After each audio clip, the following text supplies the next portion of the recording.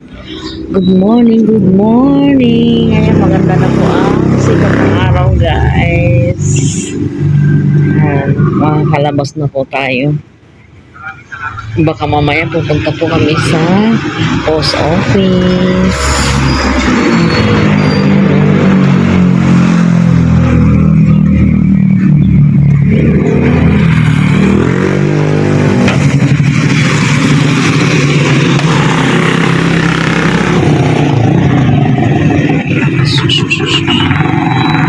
Ayan, maliwanag na.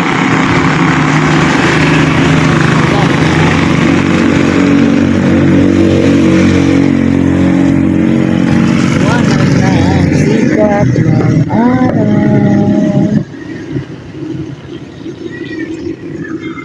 Dami ng basura dito. Maliwanag na, guys. Maganda nang lumabas. Mamaya-maya lang. Siguro naman mamayang tanghali wala nang baha sa mga kalsada.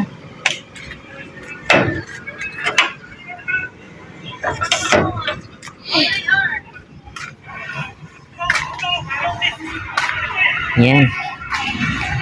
Malapit na rin mamunga ito. Sana matuloy. Kakain na po tayo.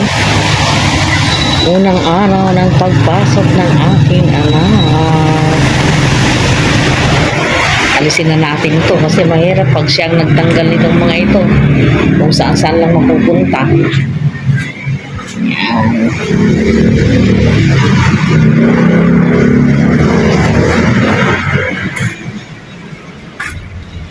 Dito muna. Malamang mamaya pag sinipag yun, magsasampay ng mga damit yun.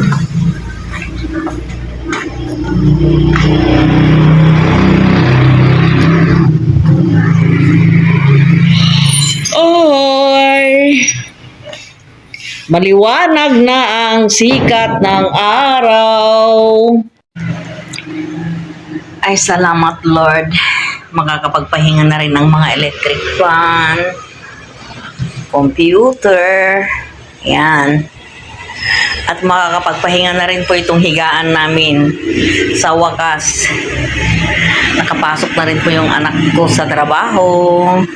Good morning, good morning, good morning. Ang ganda-ganda po ng sikat ng araw ngayon sa morning. Ayan po, alas 7 na po ng umaga. At ito po ngayon, wala na pong bagyo, wala na pong ulan. Ayan, nag-aantay na lang po ako na matuyo ang mga kalsada na makagala na rin po ang inyong inday. Yan. Update po sa ating mga diesel, guys.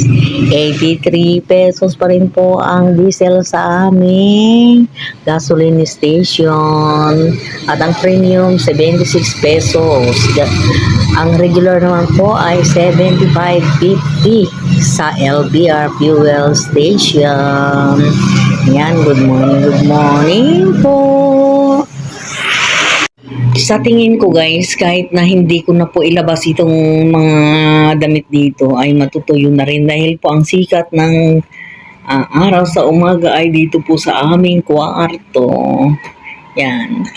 Yan, tutok na tutok sa higaan ni Inday, kaya hindi po pwede na magbalik sa higaan.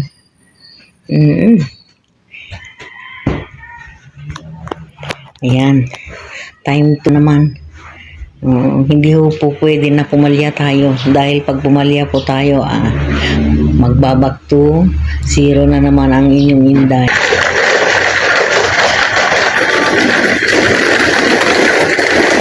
Papuntang transient tayo ngayon, guys, maghahakot ng basura ng mga guests.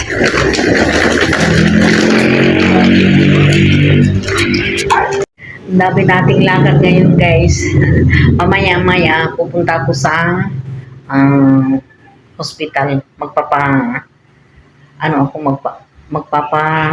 medical yung anak ko, sasamahan ko siya. Tapos ngayon ngayong umaga, ang lakad ko papuntang post office, sasamahan ko naman yung anak kong bunso. Ayan, paalis na po tayo. Papunta po tayo sa post office ngayon. Kasama ko po ang aking bunsong anak, guys. Maya-maya naman pupunta po kami sa may hospital. Magpapamedical po kami para sa requirements ng anak ko sa trabaho. Ang ganda-ganda po ng ano natin, oh. Garden. Natin, ha? Natin lang, guys. Oo. Natin, dahil nandito po sa lugar natin. Di ba? Ayan. Good morning po. Good morning na naman po. Ayan, lalakad na naman po ang inyong inday. Lalarga na naman po.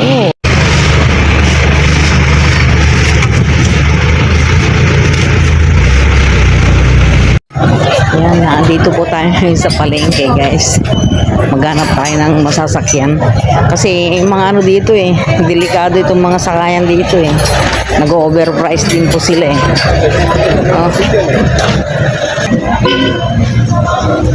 Sunshine Superstore. Yan, kwek.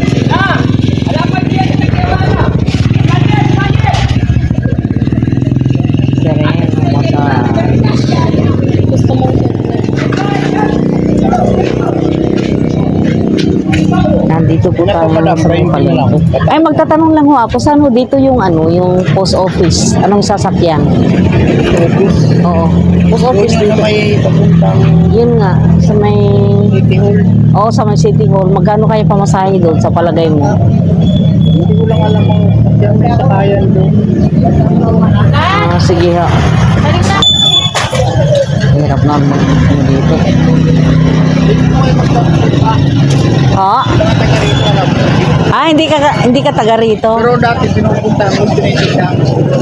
Oo, sige ha, sige.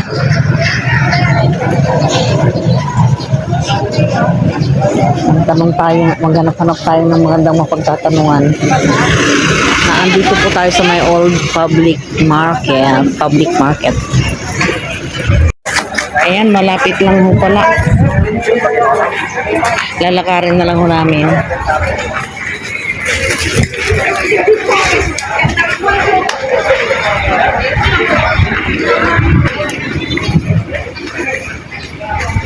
Yung tama yung sinabi niya, dire-diretso lang. Ayan na yung SM. Ang problema lang kasi pag tayo ay inabutan ng ba? Diba? Yan, Ay.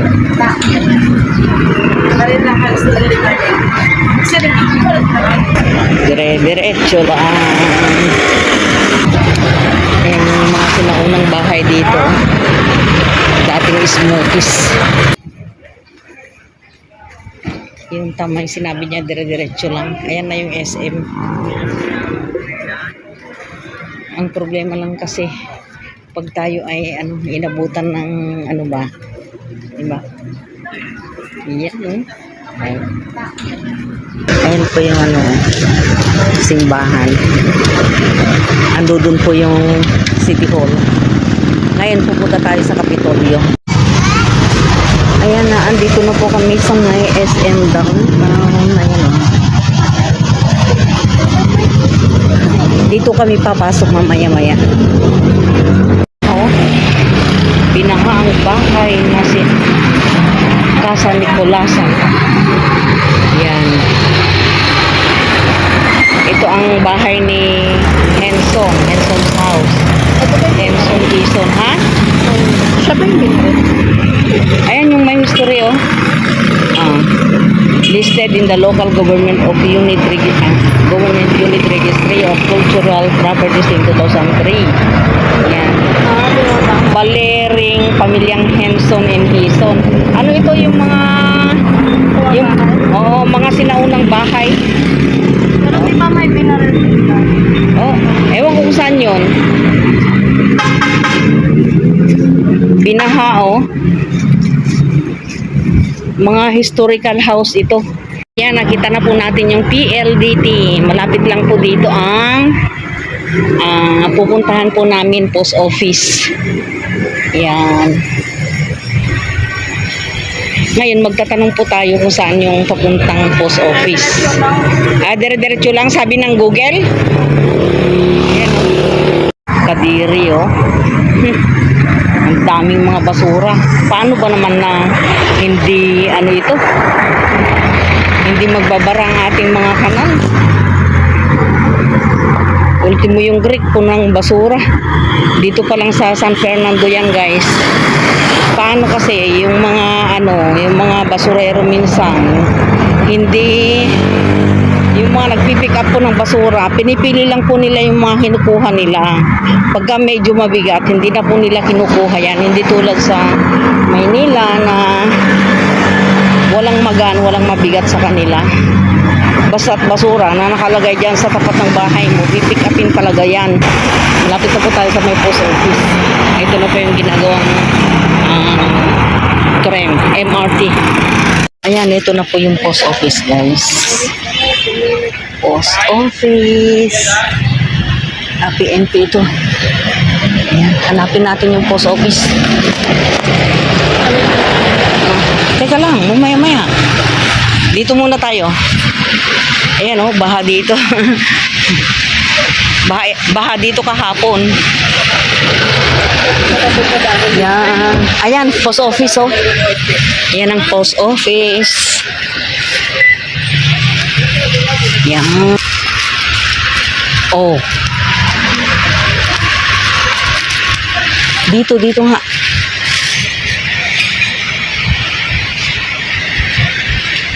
Yun. Sa wakas. Oh, ikaw na mag-ano na dyan. Maglakad-lakad muna tayo. EDRRMC.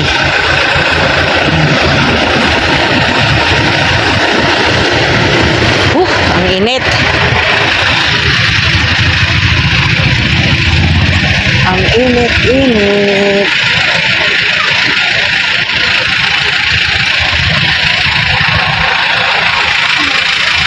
Ito na po yung Kapitolyo.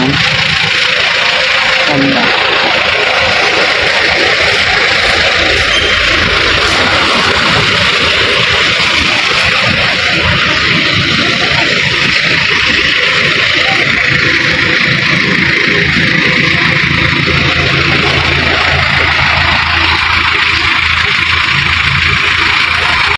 Ayan, umuulan na naman dito sa may San Fernando. Umuulan na naman, guys. Papipilitan kaming sumakay mamaya ng trike.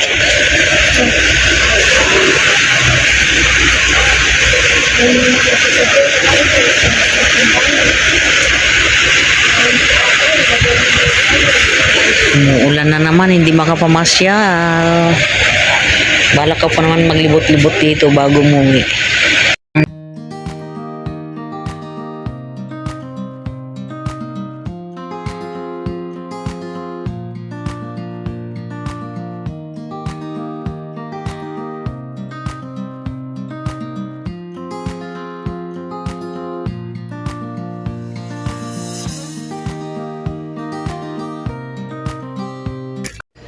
Dito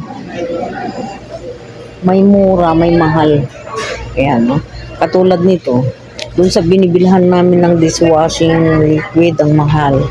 Nasa 300 plus, dito 259 lang. Tapos, dito, 4 liters ba to? 376. Kalinisan.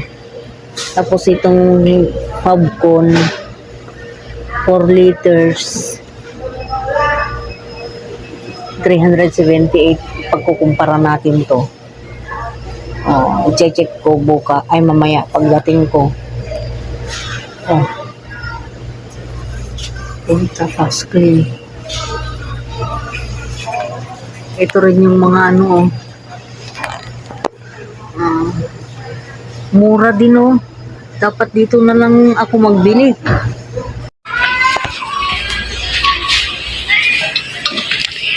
Dito meron talaga yung ano, mga mahal, pero may mga mura din dito na bilihin katulad nung nakita ko kanina. Yan.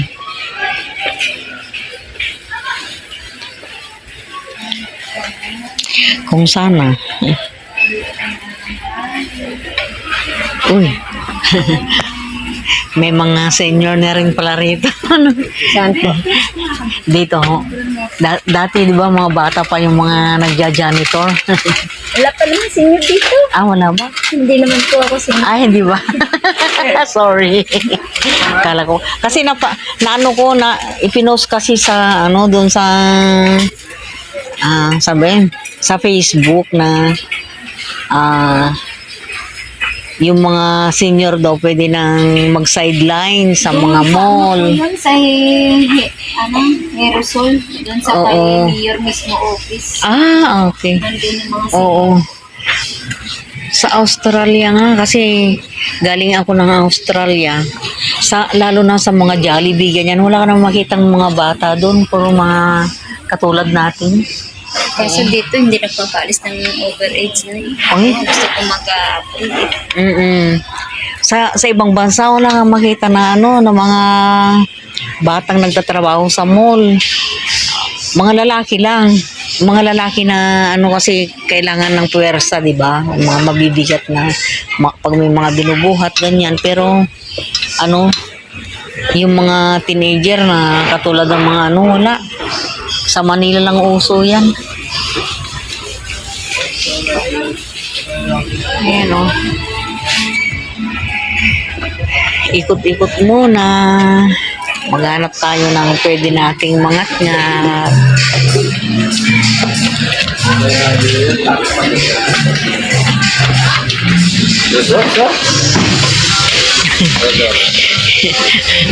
Hindi niya matanggap na senior siya.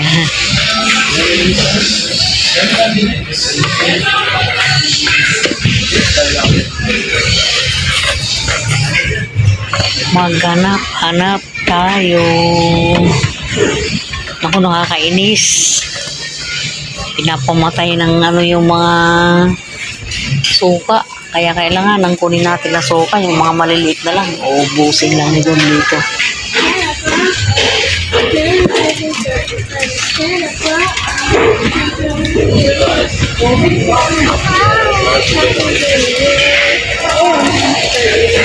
Ikot-ikot tayo.